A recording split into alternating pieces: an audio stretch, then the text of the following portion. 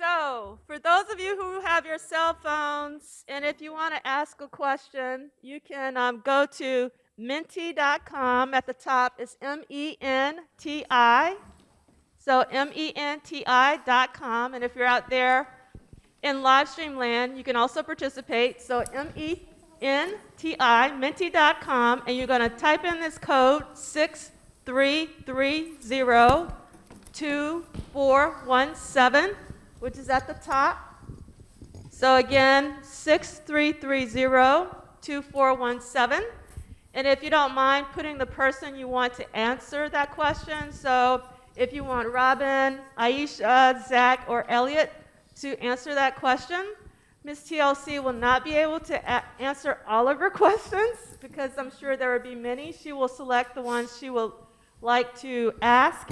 But we're going to keep this open for the first 10 minutes, and I have to shut it down so I can give the questions to Miss TLC. So if there's a question you want to ask, you can do it that way, or you can take one of the cards, and Cadence, who's over there raising her hand, she'll come and grab it from you. So, all right, so Miss TLC, take it away. Thank you.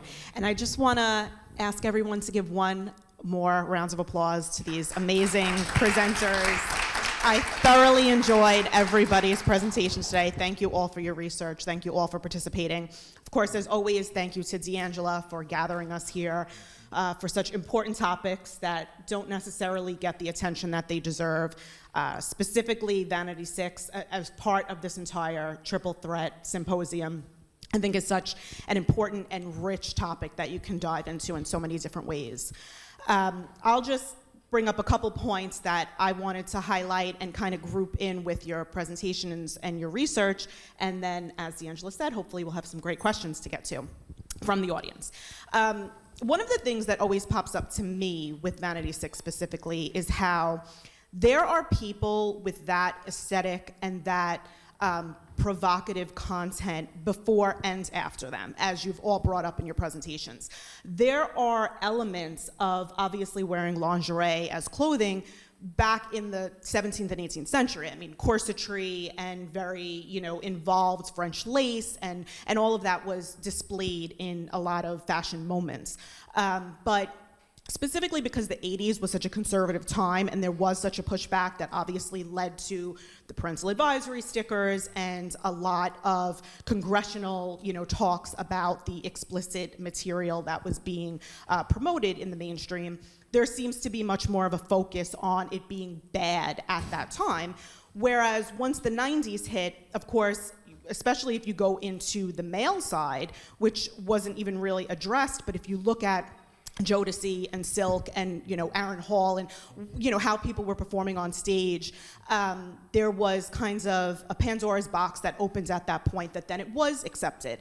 And I know that everyone kind of mentioned TLC at some point. I know that Aisha, you really dove into a lot of those different girl groups that came after them, that they were able to flip it and show that there was sex positivity and there was teachings and there was a real reason to bring that up. And I think that that was great, Elliott, that your students also understood that this was about power and this was about, women having ownership and agency on that.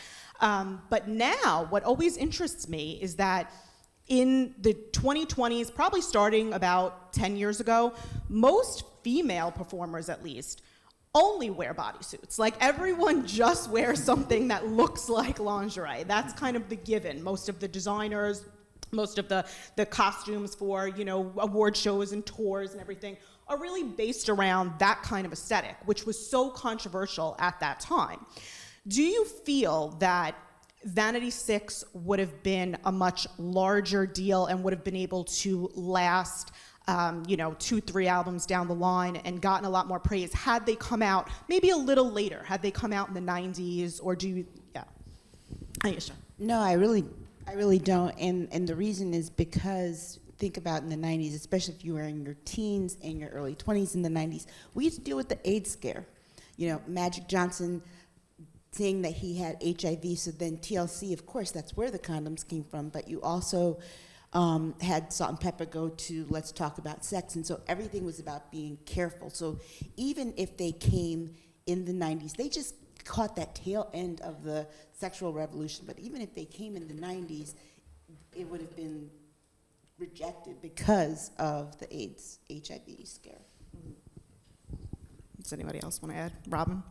No, I was gonna basically agree. I think that it was just at the exact right moment, and anything after that, because of AIDS, I think that it would have been seen in what are you doing? We're trying to keep kids protected, but like at 1982, before it was just becoming a problem. So I think it was like at that right, just sweet spot moment, and I think it wouldn't have worked after that.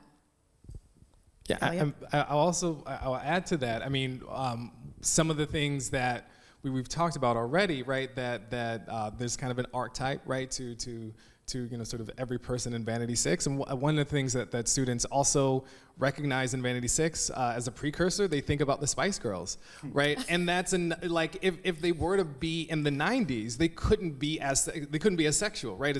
They could still do a kind of empowerment thing, but perhaps something more akin to the Spice Girls if they wanted to kind of cross over. I think, if they wanted to actually use Aisha's term, sort of black famous, then maybe there could have been that route. But I think in a kind of more mainstream, they would have to think differently about how they were going to do their music. And I think something more akin to what we now saw is in terms of the mid-1990s, as like the Spice Girls.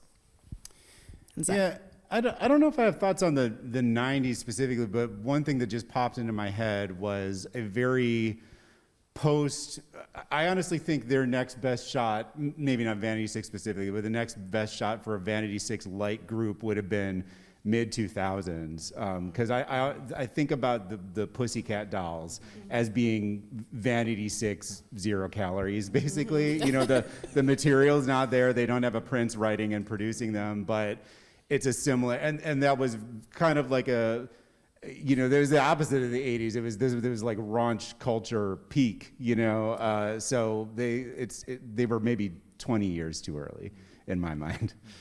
Great points. I do understand that. Something else that always pops in my head, and Zachary, you had brought it up at the end of your presentation. There is an interesting development for a lot of these artists that do kind of push the envelope and go all the way left, that as they get older and they kind of dive deeper into the religious aspects of their life and what their beliefs are as they become more conservative as they age, that they kind of, revolt against their old, persona. And you did bring up, obviously, Denise, but Prince, we know, also did the same thing. And what I find especially interesting is that you can take someone like Beyonce, who was also referenced in a lot of people's presentations, that there was a controversial release on their third album, Nasty Girl, which was and is now, brought up in other ways that people said, oh, they were, just bringing up how they were criticized by the press. But really, they were pushing back on, a lot of the more explicit artists and explicit fashion. In the 90s, there was obviously the development of a lot more sexually explicit hip-hop with females. It wasn't lost on me that Linda Williams' book, Hardcore, is also the name of, Lil' Kim's debut. Yeah. And it was more acceptable within a certain sector. But Destiny's Child was supposed to be more of these, classy church girls. But now as you look, Beyonce, thankfully, did the opposite. And as she has grown and taken on a lot more knowledge and her evolution in the industry, now as a fully grown woman in her 40s, she comes out with Church Girl and tells everybody it's okay to be these multidimensional women, and there's nothing wrong with that. And you can still be proud of, whatever your religious beliefs are, but if you want to be sexy and you want to drop it like a thotty, that's fine too.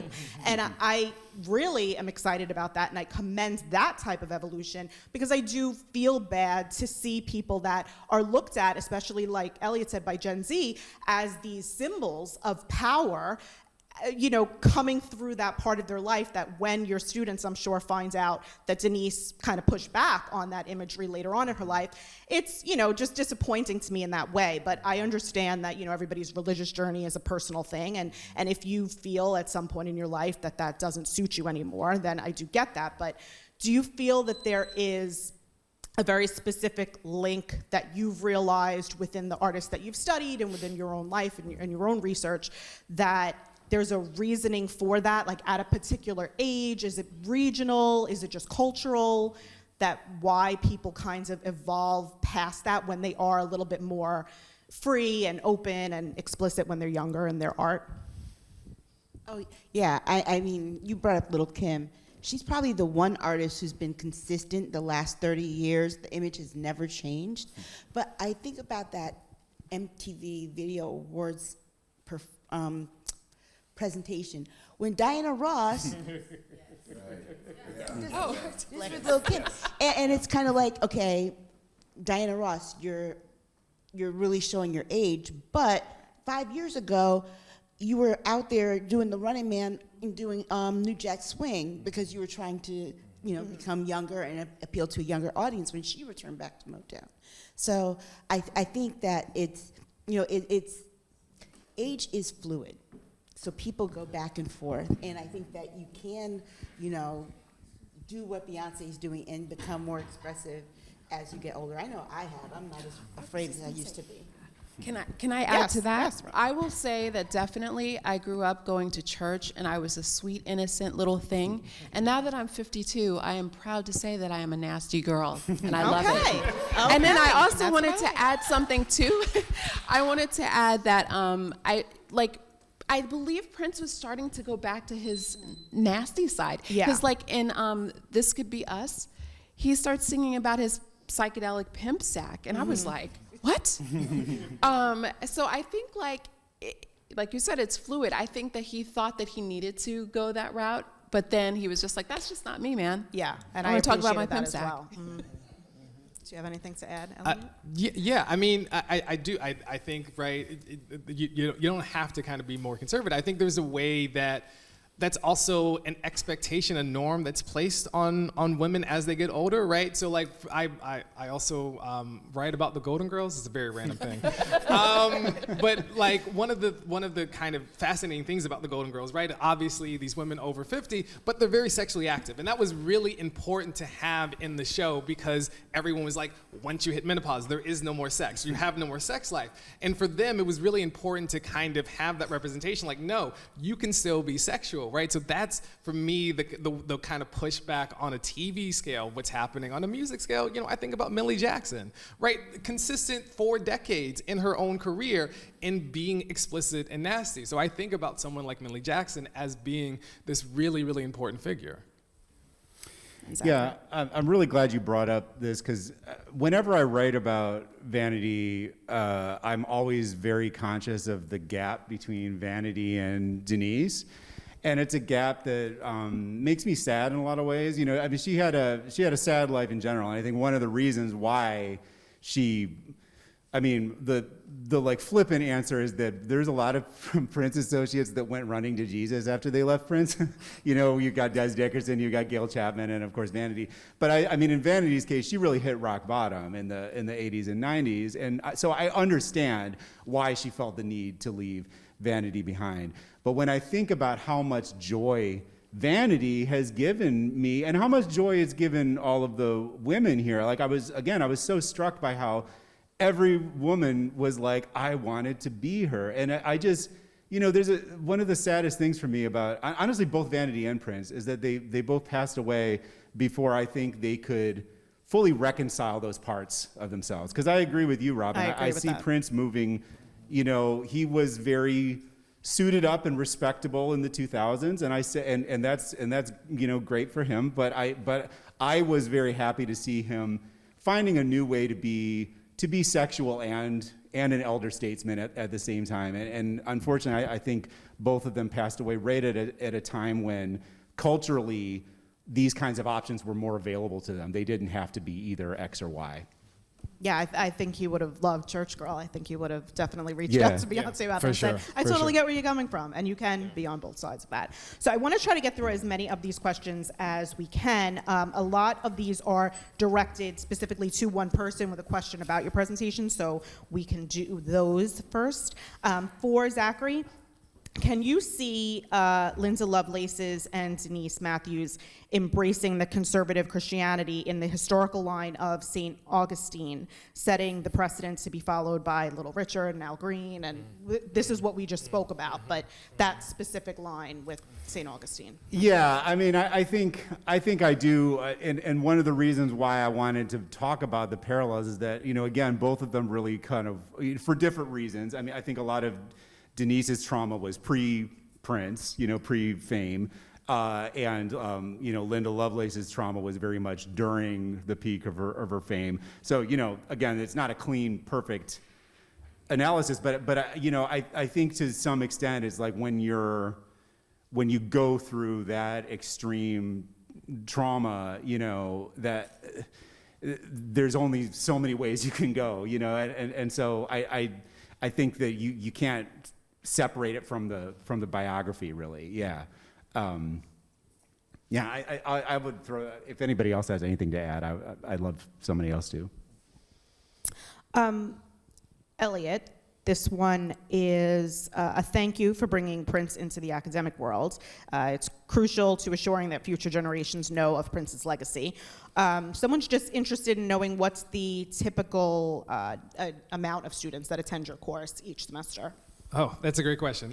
So it has varied over the years. When I first taught it, it was 20 students, and it stayed 20 for about another year, and then we increased it to 30 students, and then we increased it to 40 students. And now it sits at 80. Wow. So now we have 80 students. It's wonderful. Yeah. Definite applause. That's wonderful. So.